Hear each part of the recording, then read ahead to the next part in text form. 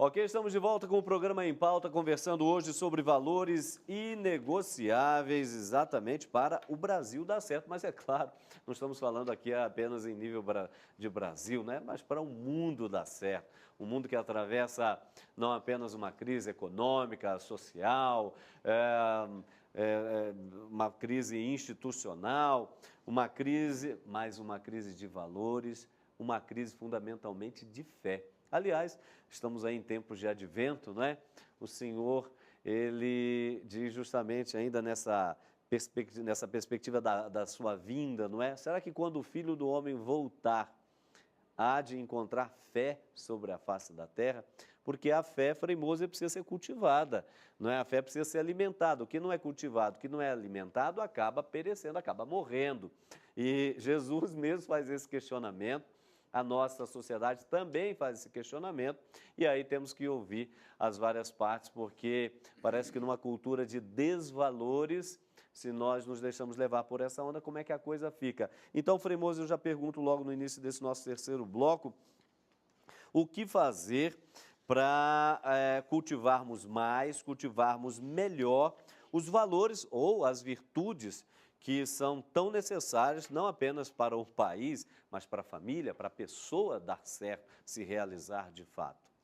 São muitos, evidentemente, esses valores. Agora, o ponto de partida já foi colocado. Sem dúvida. É uma educação, mas não só educação no sentido de ensinar a ler, a escrever, coisa que valha, educação da personalidade. Exatamente. Para ter uma compreensão da sua dignidade e da dignidade de todos os seres, não só seres humanos, a dignidade de todos os seres. Então, já começa por aí. Outra coisa que eu acho fundamental é que, não, ensino religioso, não, Deus me livre, não pode. Gente, vamos ensinar o quê? Uma coisa é confessional, obrigar. Claro. Não, eu tenho, por exemplo, todo mundo sabe, já ouviu tantas vezes, o Terra Santa, que é um referencial, né, em termos de educação lá em Petrópolis. O Terra Santa, com 600 crianças, a gente tem ensino religioso, mas ecumênico. Né? Tem valores que são comuns a todas as religiões. O que é isso? Então, eu não vou obrigar a ser católico. Inclusive, no dia 8 de dezembro, não é, com a festa da Padroeira Imaculada Conceição, nós fizemos a coroação, explicando aos pais, olha, a gente não está impondo, nem queremos impor, apenas Maria foi uma mulher que teve uma missão tão grandiosa, então nós queremos bem a Maria, como você quer bem a sua mãe. Quer dizer, você tem uma forma de não impor uma determinada religião, mas, ao mesmo tempo, fazer emergir aqueles valores que fazem parte de todas as religiões, traduzindo, inclusive, dos ateus. Um verdadeiro ateu, ele tem uma escala de valores, respeitando, não é? Por exemplo, não se apropriando do que não lhe é devido, a justiça, não é? O direito e assim por diante. Então, mesmo um ateu, ele tem valores. E eu acho que nós estamos aqui no Brasil, estamos assim negligenciando essa educação. Simplesmente vai para a escola, etc. E, inclusive, sei lá, é o meu bispo, não é, que fala frequentemente disso, não é? O Dom Gregório, lá de Petrópolis, ele diz que estão passando cartilhas para criancinhas que são verdadeiras aberrações. Ah, sim. Gente, não pode, imagina, você não pode oferecer um livro a mais de cunho religioso. Por exemplo, educação religiosa, não é? Não confessional, mas, digamos assim, mais no sentido amplo. Mas essas cartilhas estão sendo impressas colocadas literalmente nas mochilas das crianças. Evidentemente que aqui nós temos que comprar a briga. A senhora está comprando uma briga e eu até tenho medo da sua saída daqui. A senhora quer talvez assim um acompanhamento? Olha, Frei, Não, eu lhe agradeço muito, Frei Moser, a senhora está sendo corajosa. É algo que eu nunca tive, medo. Isso é muito bom.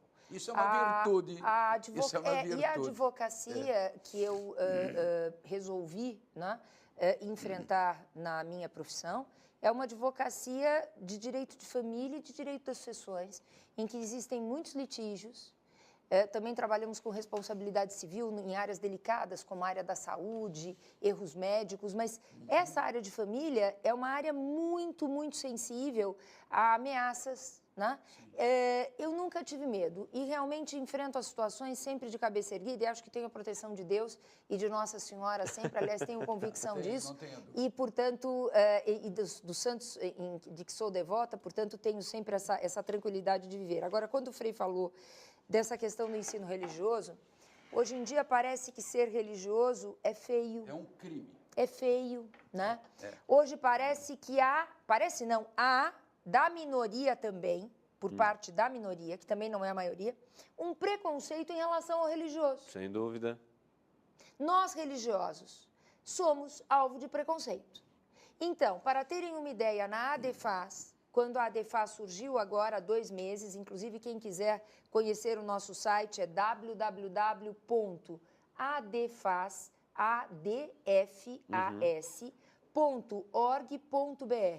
Tem lá já um grande conteúdo de consulta e as inscrições são feitas também, as inscrições associativas, pelo site. A nossa ADEFAS, quando ela surgiu, padre, Frei, ela foi acusada, como se fosse um desmérito, de ser uma associação religiosa católica. Ao que eu respondo sempre, temos, graças a Deus, associados católicos, como o professor Dr. Ives Gandra da Silva Martins, como o professor Dr. Nelson e a professora doutora Rosa Neri, entre outros, e temos associados com cargo, inclusive, de direção e de conselho, e temos também evangélicos, temos espíritas, temos agnósticos ou ateus, enfim, é uma associação jurídica que valoriza, claro que valoriza os princípios cristãos, claro que sim. Né? Então, vamos dar a oportunidade a estas crianças, a esses adolescentes na escola, como o Frei falou, de aprenderem uma religião, de entenderem o que é uma religião, de absorverem desde a mais tenra idade os princípios cristãos, que são tão salutares, que são tão importantes para a formação de uma pessoa. Claro. Né? É muito diferente pensarmos, em casa se educa religiosamente nas mais diversas religiões, mas se na escola também existe essa educação, isso tudo vem com uma base muito mais firme, muito mais forte. Né? Então, vamos imaginar, veja se é possível, um projeto de lei que eu soube há algum tempo de acabar com o Dia dos Pais e o Dia das Mães na escola? Sim. Colocando a figura do cuidador, que é isso, existem pais, existem mães, graças a Deus, e que merecem ser homenageados no Dia dos Pais e no Dia das Mães. Mas é claro. Quer dizer, isso é a perda de um valor imenso, porque para as crianças, para os adolescentes, especialmente para as crianças mais novinhas, em mais tenra idade, o Dia dos Pais, fazer o presentinho do pai, o Dia das Mães, fazer aquele presentinho, né, que vão desenhando ou vão fazendo aquele artesanato, não é? Isso tudo é uma alegria para uma criança. Sabe, doutora, a senhora está sendo realmente assim, muito corajosa e muito profunda. Eu apenas diria o seguinte, isso é o começo, não. Isso é como que o forçar a destruição da sociedade. O amor. Onde é que fica o amor ao pai, amor aos pais, respeito ao pai, respeito à mãe? Quer dizer, realmente nós estamos abrindo um abismo onde todo mundo vai cair. Não Exato. É possível. É preciso colocar um freio, não é? Fazendo propostas positivas no sentido contrário, não é? E nos batendo por essas propostas. Agora, de fato, a senhora tem razão.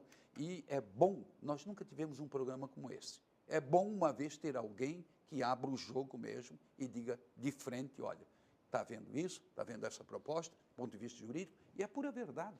Só que, evidentemente, que isso vem por baixo do pano até o dia em que se impõe. E realmente, se me permitirem só uma palavrinha a mais, essas ideias perversas de poligamia, de multiparentalidade, de atribuição de direitos de família às uniões entre irmãos ou entre padrastos e enteadas, né? Madrastas e enteados e etc., são ideias destruidoras da família. E não vêm por acaso. Vêm com um objetivo oculto, como disse o Frei, né? Mas um objetivo que para aqueles mais, digamos assim, mais voltados, né, a esses estudos enxergam, né? Que são objetivos muito perversos, querem destruir a família, que é a célula básica da sociedade, que é o sustentáculo da sociedade, portanto, o sustentáculo de uma nação, para a tomada de poder. E isto aconteceu na história mundial, quando se tentou destruir a família para que houvesse a tomada de poder. Então, a história nos traz esta lição. Não permitamos a destruição da família. Todos nós, a sociedade toda, tem que se unir em prol da conservação da família.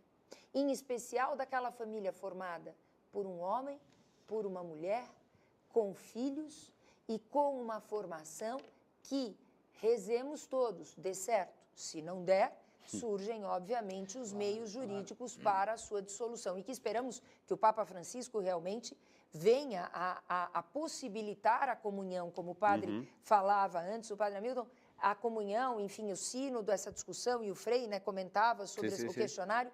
Eu espero que sim, eu realmente faço votos que uma pessoa que tenha um estado civil, até mesmo de divorciado, que possa comungar. Eu vejo que as pessoas sentem falta, né, da comunhão. E, efetivamente, faço votos e sempre agradeço muito o fato de que nós hoje temos, como já tivemos muitos, mas este Papa Francisco é muito especial. Deixa eu vou discordar de uma coisa. A senhora sempre fala conservação da família. Não, como a família já está desestruturada, etc., é promoção da família. Construção. Promoção, construção. Porque, de fato, vamos ser realistas. Não é? Não, família, assim como anda figurino, está sendo cada vez mais rara. Então, a promoção, criando políticas que favoreçam esse amadurecimento das pessoas do ponto de vista afetivo, do ponto de vista do respeito, do ponto de vista do senso de compromisso, isso tudo exige um investimento em favor da família. E também, sabe, para que não haja uma ideia errada a respeito da nossa associação, eu como presidente da associação falo sempre em nome da associação, enquanto presidi-la, nós não somos contra os direitos e os deveres nas relações homossexuais. Se existe uma relação homossexual, que o Estado proteja essa relação, mas no par, entre os dois homens e entre as duas mulheres, sem que se pense em adoção de filhos, sem que se pense em reprodução assistida, sem que se pense em barriga de aluguel, que é um ato torpe. Um ventre de uma mulher utilizado durante 10 meses para entregar o filho que nasce desse ventre, com o qual a mulher intimamente já tem uma ligação, que é uma ligação atávica, a uma outra pessoa e nunca mais ver este ser, isto é desumano, isto é efetivamente algo que deveria ser banido de qualquer hipótese, barriga que não é de comodato, padre Frei, porque uma mulher entregar o seu ventre e o sacrifício de uma gestação, quando não houver um laço de parentesco, por exemplo, sendo alguém da família, uma avó, né, que faça essa gestação, e de um terceiro, isto é barriga de aluguel.